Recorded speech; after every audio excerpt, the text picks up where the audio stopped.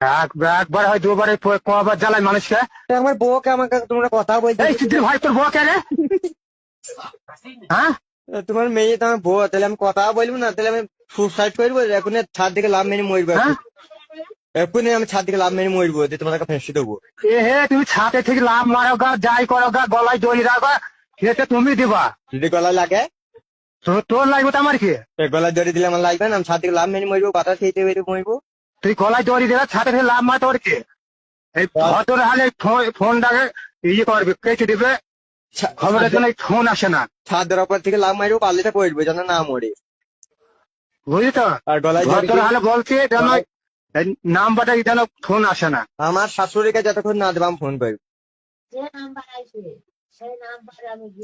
আমি বলছি আমার শাশুড়িকে একবার দাও, একটু কথা বললে। আমার শাশুড়ি গাল দিয়েছে দেখে একটু ক্ষমা চাইছি। গোষ্ঠী ভাই তোমার শাশুড়িটাকে বলবা তো? তোমার বউ, তোমার বউ আমার শাশুড়ি। এই তুই কোন গাড়ি?